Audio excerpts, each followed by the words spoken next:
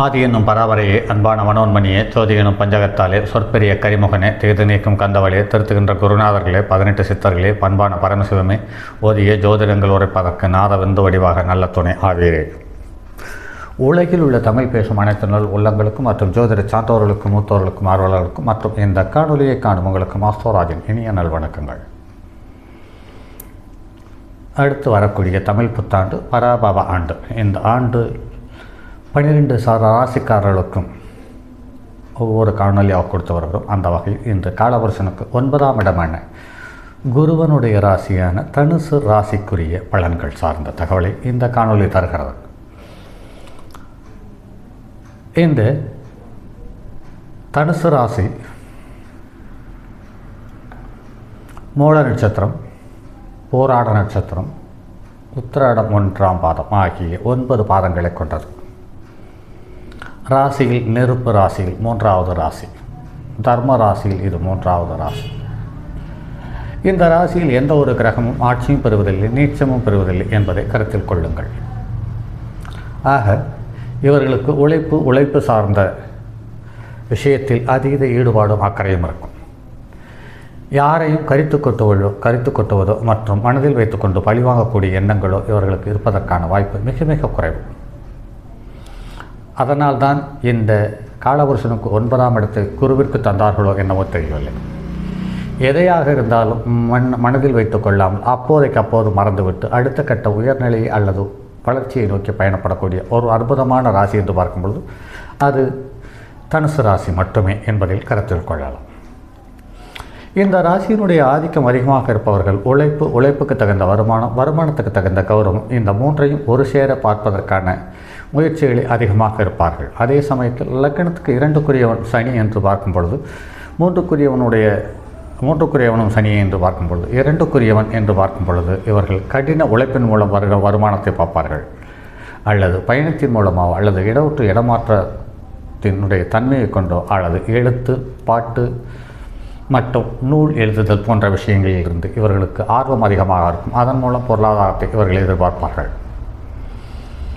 அதே சமயத்தில் ஒப்பனையின் மூலம் இவர்களுக்கு அதீத விருப்பமும் அக்கறையும் இருக்கும். இந்த ராசிக்காரர்களை அதிகமாக தலைமுடிக்கு வர்ணம் பூசுவது, முகச்சாயம் அடிப்பது மற்றும் வாசனை திரவியங்கள் என்று பார்க்கும் பொழுது இந்த லக்கணத்துக்காரர்களுக்கு, அதுவும் ஆண்களாக இருக்கும் பட்சத்தில் அதீத ஈடுபாடு இருக்கும். பெண்களாக இருக்கும் பட்சத்தில் சரி இருக்கட்டும் போ என்றும் இருக்கிறார்கள் சிலர். அந்த வகையில் பார்க்கும்போது இன்று லக்கணத்திற்கு 2, 3க்குரிய சனி 4ஆம் இடத்தில் அமர்கிறார். மாதுருஸ்தானத்தில் அமர்கிறான். அந்த வீடு தன்னுடைய குருவனுடைய சொந்த வீடு. அந்த வீட்டில் தன்னுடைய சொந்த நட்சத்திரமே பூரட்டாதி இருக்கிறது, அடுத்து உத்திரட்டாதி இருக்கிறது, அடுத்தது ரேவதி இருக்கிறது. ஆக லக்கணாதிபதியினுடைய நட்சத்திரம் 2க்குரியவனுடைய நட்சத்திரம் 7, 10க்குரியவனுடைய நட்சத்திரம். ஆக இங்கே லக்கணத்துக்கு 4, 6, 8, 10, 12 6, 8, 12 நட்சத்திரங்கள் இல்லை என்பது சாலச்சிறந்த ஒரு விஷயம். ஆக லக்கணத்துக்கு 4ஆம் இடத்தில் வந்திருக்கக்கூடிய சனி 2.5 வருட காலம் பயணிப்பவன். இவன் தற்போது புனர்பூச நட்சத்திரத்திலேயே பயணிக்கிறது. இந்த மீன ராசியில் சுக்கிரன் இருந்தாலும் புதன் இருந்தாலும் குரு இருந்தாலும் அவர்களுடைய தசாபுத்தியாக அமையும் பட்சத்தில் இந்த அடுத்து வரக்கூடிய தமிழ் புத்தாண்டு பராபவ ஆண்டு ஒரு அற்புதமான யோகத்தையும் செல்வாக்கையும் அள்ளித்தரும் என்பதில் மாற்றுக்கருத்தில்லை. இதுவரையில் வேலை இல்லாதவர்களுக்கு வேலையும், வருமானம் இல்லாதவர்களுக்கு வருமானமும், வாழ்க்கை துணை இல்லாதவர்களுக்கு வாழ்க்கை துணையும் தருவதற்கான அதிகபட்ச வாய்ப்புகளை உண்டு பண்ணி தரக்கூடிய ஒரு அற்புதமான கிரகம் சனி என்றால் அது மிகையாகாது. அடுத்து குரு இயற்கை சுபகிரகத்தில் முதலிடத்தில் இருப்பது தான் இருக்கக்கூடிய இடத்துக்கு ராசி கட்டத்திற்கு சின்ன சின்ன சலனங்களை ஏற்படுத்தி பார்க்கும் இடத்தில் நல்ல யோகமான நற்பலன்களை அளிக்கக்கூடிய தகுதியுள்ள ஒரு அற்புதமான கிரகம் குரு என்பதில் மாற்றுக்கருத்திருக்க முடியாது. அவர் லக்கணத்துக்கு 8ஆம் இடத்துக்கு போகிறார். அலைச்சல் அதிகமாக வாய்ப்பு இருக்கிறது, அவமானங்கள் வர வாய்ப்பு இருக்கிறது என்பதை கருத்தில் கொள்ளுங்கள். அப்படி இருந்தாலுமே தன்னுடைய 9ஆம் பார்வையால்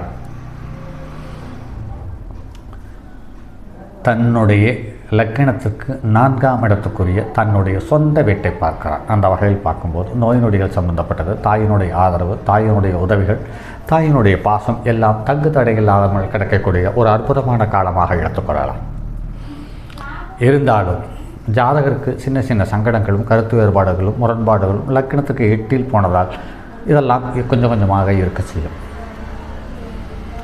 லக்கினத்துக்கு 8ஆம் இடத்தில் செவ்வாய் இருந்து அது நீச்சமாகி இருந்தாலுமே கூட செவ்வாயை குரு கிடக்கும் பொழுது அவருக்கு பூமி காரகத்துவம் சம்பந்தப்பட்டது, இளைய சகோதர காரகத்துவம் சம்பந்தப்பட்டது மற்றும் வண்டி வாகனம் சம்பந்தப்பட்டது மற்றும் நில புலன்கள் சார்ந்த அசையா சொத்துக்கள் சம்பந்தப்பட்ட விஷயங்களில் வளர்ச்சியையும் ஒரு அபரிமிதமான சந்தோஷத்தையும் அள்ளி தந்துவிடும். ஆனால் அது ரசிக்கத்தக்கதாக இருக்காது, ஒரு குறை சொல்லோடு கூடியதாக இருக்கும்.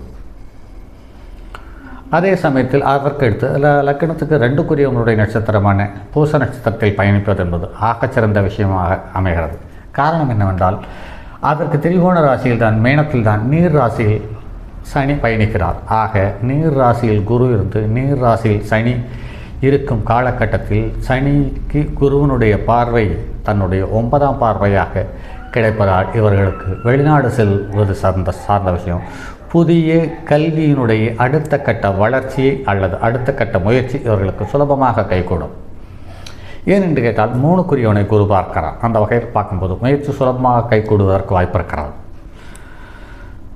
ஆக ஒரு பக்கம் தொந்தரவை கொடுத்தாலும் லக்கினத்துக்கு 8ஆம் இடத்துக்கு செல்லக்கூடிய குரு தொந்தரவை கொடுத்தாலும் தன்னுடைய சொந்த வீட்டை 4ஆம் வீட்டை தன்னுடைய 9ஆம் பார்வையால் பார்த்து அந்த தொந்தரவுகளுக்கு பிரதி உபகாரங்களையும் அந்த குருவே தடையில்லாமல் தந்து விடுகிறான் என்பதை கருத்தில் கொள்ளலாம். ஆக லக்கினத்திற்கு 4ஆம் இடத்தில் இருக்கக்கூடிய சனி கண்டச்சனி என்று பார்த்தாலுமே கூட அந்த 4ஆம் இடத்தில் இருக்கக்கூடியவன் யார் என்று பார்க்கும் பொழுது 2, 3க்குரியவன் என்று பார்க்கும் பொழுது அவன் வெளியூரில் அல்லது வெளிநாட்டில் அல்லது சொந்த ஊரில் இல்லாமல் இடம் விட்டு இடம்பெயர்ந்து அதன் மூலம் அந்த பயிற்சியின் மூலம் ஒரு யோகத்தையும் செல்வாக்கையும் அள்ளித்தருவதற்கான வாய்ப்பு இருக்கிறது. அதற்கு அடுத்து ராகு கேது என்று பார்க்கும் பொழுது இயற்கையாகவே தற்போது 3ஆம் இடத்தில் இருக்கிறான். ஆக 3, 7, 3, 6, 10, 11ஆம் இடங்களில் பாவக்கிரகங்கள் இருப்பது சாலச்சிறந்த விஷயம் என்பதை கருத்தில் கொள்ளலாம். அந்த வகையில் பார்க்கும் பொழுது இன்னும் 13 டிகிரி பாக்கி இருக்கிறது. இந்த 13 டிகிரி வரும் காலம் என்று பார்க்கும் பொழுது கிட்டத்தட்ட 235 நாள் இருக்கிறது. இந்த 235 நாளும் ராகு சகாயத்தை அள்ளித்தரக்கூடிய சகாயஸ்தானத்தில் அல்லது உபஜயஸ்தானத்தில் அல்லது அபோகலியஸ்தானத்தில் முதல் ஸ்தானத்தில் இருக்கிறது என்பதை கருத்தில் கொள்ளுங்கள்.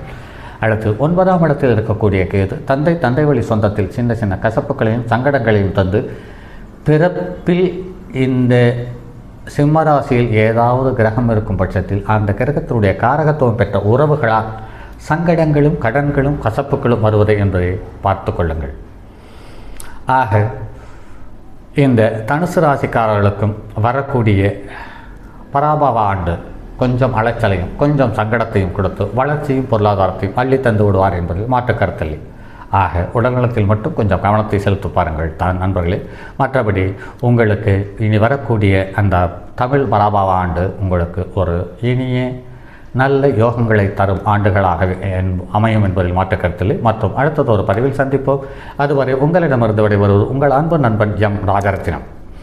வணக்கம் நண்பர்களே.